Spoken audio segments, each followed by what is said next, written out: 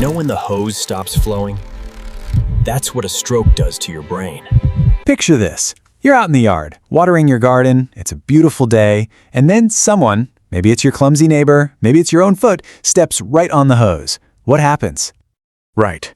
The water, that life-giving stream for your plants, it just stops. It's dead in its tracks, and you're just standing there holding this completely useless nozzle. But the real problem isn't with you. What's actually happening back at your favorite sunflower? Exactly. The flower starts to wilt, like almost instantly. It's just this sad, droopy sight. Well, believe it or not, that simple, super frustrating garden problem, it's one of the best ways to understand something much, much more serious that can happen inside our own heads. Okay, so let's really get into this. To understand what a stroke is, I want you to completely forget about the brain as some gray, wrinkly blob. Instead, just for a minute, picture it as a beautiful, very delicate garden, full of amazing flowers and little pathways. It's a pretty straightforward setup, right? Your brain is the garden, the blood that's always flowing to it, that's the water that keeps everything lush and green and alive. And all of your blood vessels? Well, those are just thousands of tiny garden hoses delivering that essential water to every single part of your brain garden. Makes sense, right? So, if the brain is our garden, then a stroke is basically a full-blown garden disaster. And there are really two main ways this whole disaster can happen. And it all comes down to a problem with the hose. So you've got two main scenarios here. On one side, you have the kinked hose. Think of it like a traffic jam. This is actually the most common kind of stroke. A little pebble, which doctors would call a blood clot, just gets stuck and completely blocks up the hose. But then you've got the other kind, the burst hose, a total flood. This one is less common, but wow, it's a lot more dangerous. A weak spot in the hose just gives up. It bursts, and blood starts spraying everywhere it shouldn't be, flooding and crushing those delicate brain cells.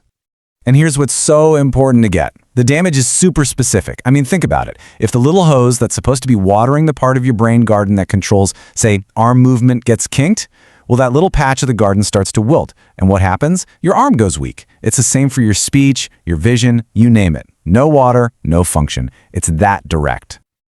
Now, I know this all sounds pretty scary, but here's the good news. These garden disasters, they don't just happen out of the blue.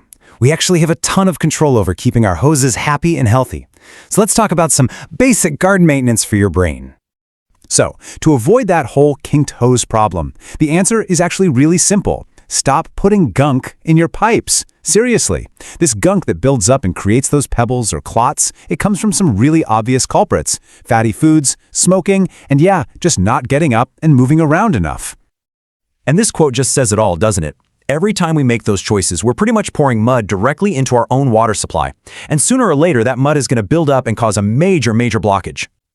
So what about the burst hose? Well, that disaster is all about pressure. High water pressure, or what we call high blood pressure, is constantly putting a strain on the walls of your hoses.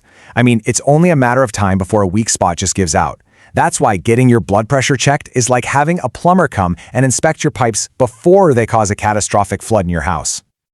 Okay, so prevention is absolutely key. We get that. But what if you see someone else's garden starting to wilt?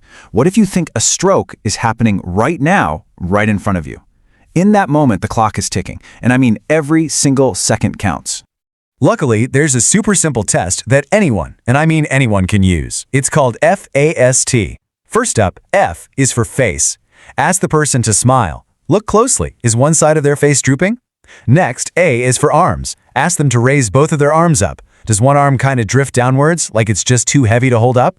Then S is for speech. Ask them to repeat a simple sentence, like the sky is blue. Are their words all slurred or strange? And finally, the most important one, T is for time. If you see any of these signs, it is absolutely time to call for help. And I mean right now, not in a minute. Don't wait, don't wonder if they'll just feel better soon. The garden is dying. The most important thing you can possibly do is call for medical help immediately. Okay, so we've had a little fun with this garden hose analogy, and honestly, it's a great tool for understanding what's going on.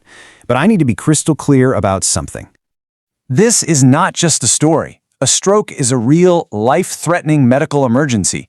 The analogy, it helps us get our heads around the what and the why, but it's the doctors and the paramedics who have the real tools to go in and unkink that hose or fix that burst pipe. Your job, the most important job, is to recognize the problem by acting F.A.S.T and get them on the scene. That is the single most powerful thing you can do to save the garden.